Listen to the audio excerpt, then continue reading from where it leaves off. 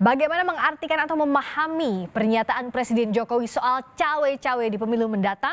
Kita akan membahasnya bersama tenaga ahli utama Kantor Staf Kepresidenan Johannes Joko, PLT Sekjen Partai Nasdem Hermawi Taslim, dan pengamat politik dari Universitas Paramadina Ahmad Hoirul Umam. Selamat malam Bapak-Bapak. Selamat malam Mbak. Senior Bang Taslim, Mas Umam, Selamat Mbak Rizka. malam. Saya ke Mas Joko dulu. Jadi sebenarnya bagaimana mengartikan konteks cawe-cawe presiden di pemilu untuk kepentingan bangsa dan negara dan memastikan bahwa pemilu ini tetap netral? Iya Mbak, ini kan sebenarnya kalau kita mengenai cawe-cawe ini kan tuduhan ini, framing ini itu kan muncul setelah pertemuan Bapak Presiden dengan para pimpinan partai beberapa waktu yang lalu begitu Mbak. Nah, sebenarnya apa yang disampaikan Bapak Presiden pada pertemuan pimpinan partai itu hari ini terjawab, dan itu sebenarnya juga sudah disampaikan Bapak Presiden secara terbuka materi pertemuan itu, bahkan dalam musra ketika bertemu dengan relawannya juga ketemu dengan para pimpinan redaksi, sebenarnya sama Mbak yang disampaikan oleh Bapak Presiden, bahwa Bapak Presiden tegas dan jawaban hari ini adalah menjawab dari tuduhan itu, tuduhan cawe-cawe itu. Karena sebenarnya yang dimaksud Bapak Presiden cawe-cawe itu, Bapak Presiden nggak akan cawe-cawe terkait dengan politik elektoral, tetapi cawe-cawe terkait dengan politik kebangsaan begitu. Konkretnya seperti apa, Mas Joko? Iya, yang konkret pertama adalah Bapak Presiden ingin memastikan bahwa pelaksanaan pemilu 2024 nantinya itu berjalan jujur, adil, dan demokratis begitu. Dan yang kedua adalah Bapak Presiden ingin memastikan bahwa kondisi yang dialami oleh bangsa ini, baik tantangan, kondisi saat ini, dan situasi-situasi geopolitik internasional yang terus memanas, itu tidak membuat bangsa Indonesia, karena adanya transisi kepemimpinan nasional melalui Pilpres 2024 akan berjalan mundur begitu Mbak. Ini perlu dipastikan begitu Mbak, dan ini menjadi satu tekanan utama Bapak Presiden kepada publik, karena selama ini tuduhan framing sempit itu seolah-olah itu menuduh Bapak Presiden itu akan cawe-cawe pada politik elektoralnya.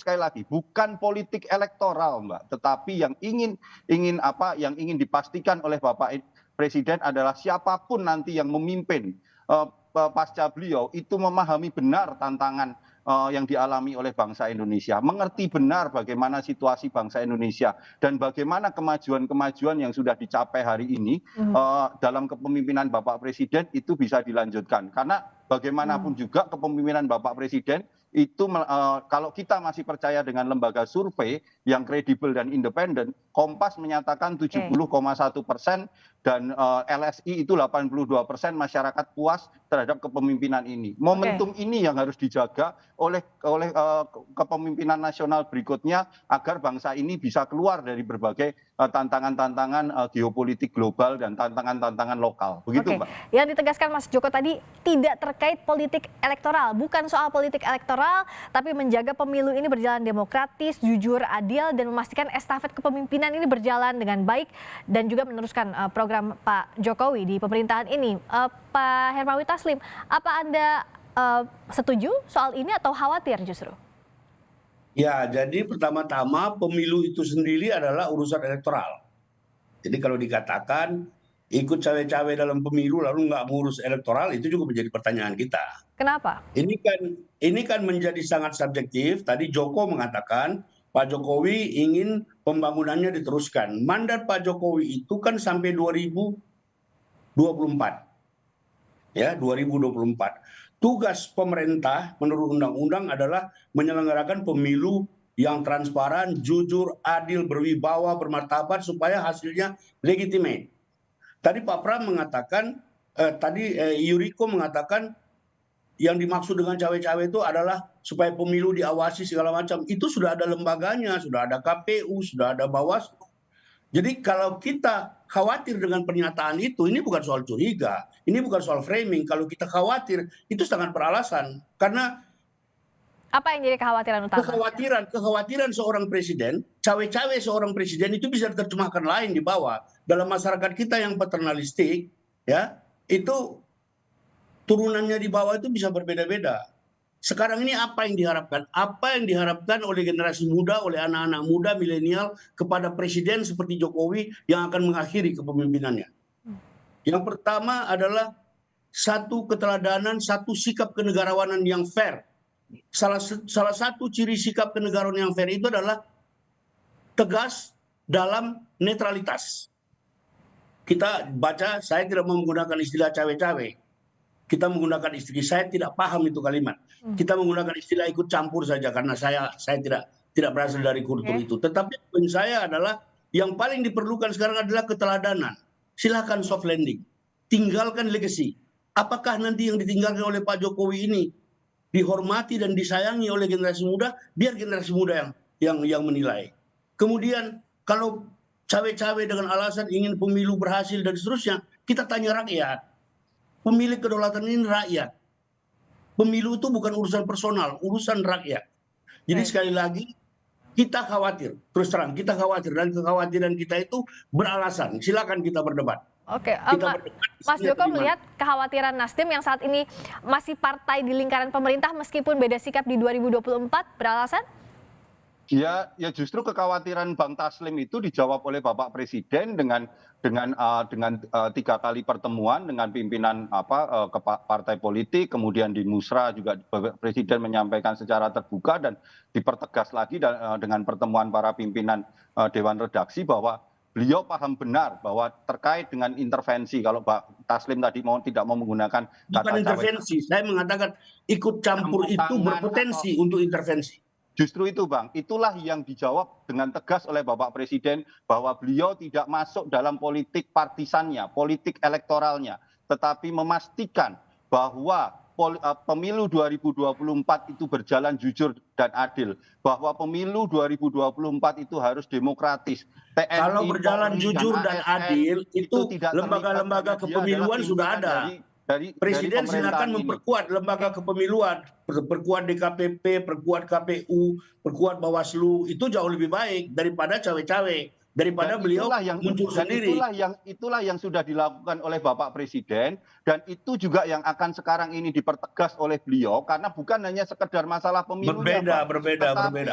Memperkuat lembaga yang ada, yang diatur oleh undang-undang itu jauh lebih penting. Lompatan itulah yang harus dilakukan bangsa ini, karena kalau tidak, kita tidak akan dapat lagi momentum saat ini, begitu Pak. Oke, baik, saya ke Pak Umam. Bagaimana Anda melihatnya sebagai pengamat?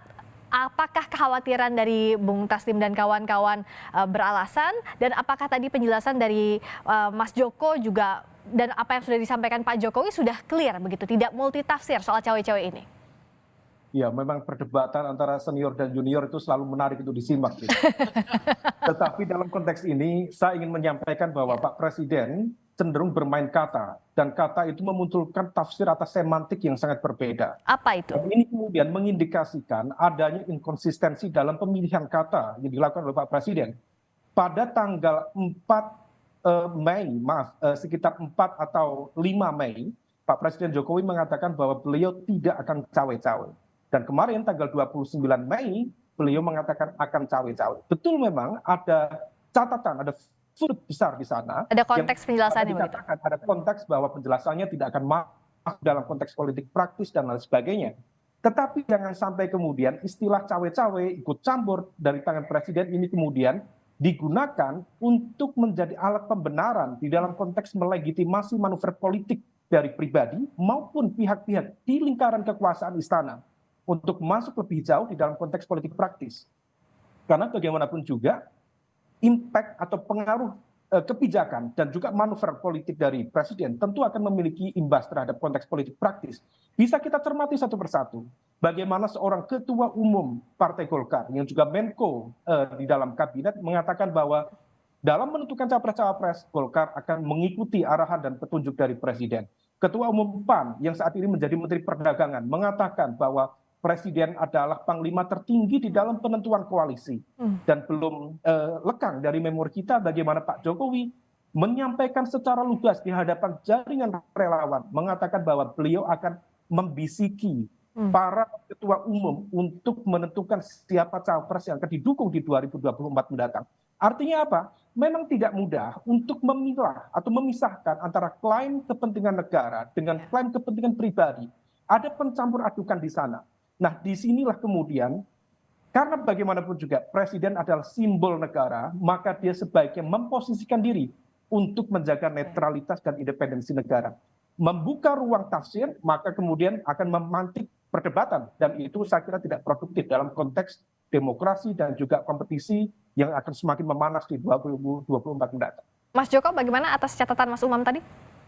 Ya, terkait catatan-catatan itu, Mbak, makanya berkali-kali Bapak Presiden itu menegaskan, Mbak, bahwa sikap beliau paham benar terhadap konstitusi dan undang-undang ini. Beliau paham benar sebagai posisinya sebagai kepala negara, bahwa semuanya ini harus dijaga begitu, Mbak. Tetapi dalam konteks beliau pemerintahan beliau hari ini ada hal-hal tertentu yang beliau harus komunikasikan kepada berbagai pihak, kepada masyarakat. Dan itu juga harus kita maknai sebagai sebuah pendidikan politik bahwa pemerintahan hari ini itu dengan segala kekurangannya, tetapi masyarakat mengakui kepuasannya ada 70% dan 82%, ini harus dijaga. Dan pola-pola komunikasi inilah yang terus dilakukan oleh Bapak Presiden kepada berbagai pihak untuk pihak-pihak tersebut memahami gitu bagaimana tantangan-tantangan bangsa ini ke depannya dan bagaimana tantangan-tantangan itu harus dijawab oleh pemimpin berikutnya dengan melanjutkan program-program yang sudah dijalankan oleh Bapak Presiden. Itu bedanya dengan koalisi yang diusung oleh Bang Taslim, karena koalisi Bang Taslim itu dengan jelas itu menyatakan bahwa apa yang dilakukan Bapak Presiden hari ini itu harus ada perubahan. Itu bedanya di situ begitu, Mbak. Oke, Bung Taslim. Ya, jadi yang pertama kalau bicara tentang koalisi, ya kan, memang manusia ini kan penuh dengan perubahan. Kami mengatakan berkali-kali dan Pak Anies juga sudah menjelaskan bahwa yang dimaksud dari semangat koalisi ini adalah melanjutkan hal-hal yang baik dan melakukan perubahan terhadap hal-hal yang menurut kita tidak baik. Yang paling harus diperhatikan adalah pernyataan presiden itu, presiden sebagai kepala negara, sebagai kepala pemerintahan, sebagai panglima tertinggi ABRI, diungkapkan di istana. Dan sekarang pernyataan itu sudah jelas, di forum ini pun sudah menimbulkan multitafsir. Bagaimana mungkin seorang presiden yang hanya dapat mandat sampai 2024, menginginkan semua aspirasinya, semua pembangunannya dilanjutkan oleh orang yang dia juga belum tahu. Jadi, kembalikan saja kepada rakyat. Tadi saya bilang pokoknya Bapak Presiden jadi saja wasit yang baik, tinggalkan legasi yang bagus, beri keteladanan yang bagus buat anak-anak muda. Mari lihat ini kompetisi dengan baik dan terhormat dan kita hasilkan pemilu yang legitimate. Saya ulangi sekali lagi, walaupun Presiden maksudnya cawe-cawe untuk kepentingan bangsa, siapa yang menjamin aparat di bawah? Siapa yang menjamin aparat di bawah akan seperti Presiden? Ini kan pengalaman kita. Ya kan? Jadi kekhawatirannya, saya ulangi, kekhawatiran kami beralasan, bukan dibuat-buat. Karena banyak sekali juga telepon sejak tadi malam dengan berbagai reaksi. Jadi poin kita adalah kalau mau memperkuat pemilu, kalau mau memperkuat pengawasan, perkuat Panwas. Begitu aja. Ditambah aja anggarannya supaya pelatihannya lebih baik. Mau memperkuat tidak sesimpel itu, Bang, menambah anggaran dan segala macam. Kuat saja Bawaslu. Jadi poin kita adalah sederhana saja, ini pemilu ini semua sudah ada perangkatnya. Sudah ada perangkatnya, presiden mau urus yang mana lagi gitu loh. Jadi presiden tinggal menjadi bapak yang baik. Kita cuma minta presiden menjadi bapak yang baik, hindari kemungkinan intervensi, hindari kemungkinan ya, kemungkinan karena potensi ikut campur ini kita sudah membayangkan. Dari tahun ke tahun ini kan eskalasinya juga tinggi. Kita merasakan. Joko tentu tidak merasakan itu. Beliau di istana, tapi saya merasakan itu. Mas Joko, jadi poin kita adalah biar Pak Presiden kita ini menjadi negarawan yang disayang dan dikenang oleh seluruh generasi muda. Duduk manis, siapkan semua perangkat, pastikan tidak ada pelanggaran. Itu aja. Mas Joko, Pak Jokowi kan dalam pertemuan kemarin menyebut bahwa akan menghormati dan menerima pilihan rakyat dan menjamin aparatur pemerintahan TNI, Polri, ASN tidak akan digerakkan dalam konteks politik praktis. Tapi tampaknya jaminan itu tidak membuat Bung Taslim dan kawan-kawan percaya. Bagaimana Istana menjawab ini? Ya memang susah Mbak kalau untuk meyakinkan karena memang konteksnya kan Bang Taslim juga sudah melihat kalau dilihat semuanya dilihat dalam perspektif kecurigaan begitu. Tetapi hari ini apa yang disampaikan Bapak Presiden itu malah justru mempertegas Mbak. Bapak Presiden kalau tadi yang disampaikan Bang Taslim terkait dengan kondisi ya diperkuat saja KPU, diperkuat saja Bawaslu, tetapi itu kan strukturalnya Mbak, itu formalnya. Tetapi kita harus melihat kondisi masyarakat. Belum hilang Mbak, bagaimana 2014, 2019 residunya itu masih kita rasakan sampai hari ini. Segregasi sosial itu terjadi karena begitu maraknya hoax. Pemecahan masyarakat itu bahkan tuduhan-tuduhan terkait cebong, kampret, terminologi itu belum hilang. Maka pada titik itulah Bapak Presiden memiliki perhatian yang penuh bahwa pemilu ini harus dijaga bukan hanya dari aspek formalnya, tetapi dari aspek-aspek sosialnya agar tidak bertebaran hoax, agar betul-betul bahwa aparatur sipil negara, betul-betul TNI, Polri itu betul-betul juga bisa melakukan seluruh aktivitasnya menjelang tahun politik dengan netral. Itu yang berulang kali ditegaskan oleh Bapak Presiden. Dan itu sebenarnya menjawab berbagai tuduhan-tuduhan, framing-framing kepada Bapak Presiden bahwa beliau tidak netral atau beliau cawe-cawe terkait politik elektoral, politik partisan atau apapun lah istilahnya.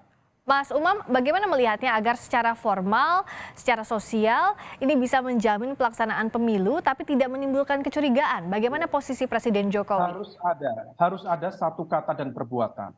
Kalau misal kemudian kata itu kemudian ditafsirkan dengan beragam karena ada perubahan kata, maka dalam konteks perbuatan juga harus ditunjukkan bahwa ada konsistensi di dalam sikap itu. Nah, oleh karena itu terkait dengan manuver yang dilakukan oleh Presiden Jokowi, kalau misal memang betul ingin menjaga netralitas kekuasaan negara supaya tidak terpolitisasi, supaya kemudian independensi negara bisa terjaga, maka kemudian langkah-langkah politik termasuk manuver-manuver politik plus statement-statement politiknya juga harus clear. Jangan sampai kemudian apa yang diperagakan selama ini membuat panggung-panggung politik, menciptakan statement-statement politik itu justru memantik kecurigaan dari berbagai kalangan yang sedang ikut berkontestasi di Pilpres maupun pemilu di 2024, menuding bahwa Presiden bermain dua kaki, bermain satu kaki, atau bahkan menunjukkan keberpihakan yang clear kepada satu dua kekuatan tertentu. Bagaimanapun juga posisi Pak Jokowi ketika mendeklarasikan Pak Ganjar di PDIP, sebenarnya itu juga dalam konteks politik bisa menjadi sebuah tafsiran bahwa beliau memberikan keberpihakan yang clear kepada satu capres tertentu. Nah, oleh karena itu secara aturan tidak ada masalah. Undang-Undang Pemilu nomor 7 tahun 2017 memberikan hak kepada presiden untuk berpolitik, tetapi tidak menggunakan kekuasaan negara di dalam konteks politik praktisnya. Silakan itu menjadi hak pribadi, tetapi negara harus netral. Nah, oleh karena itu ini harus bisa dijamin dengan baik oleh presiden sebagai kepala negara, kepala pemerintahan. Oke, terakhir singkat saja masing-masing ke Bung Taslim dan Mas Joko. Saya ke Bung Taslim dulu.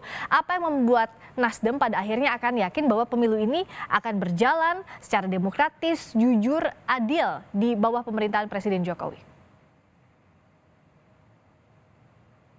Bung Taslim?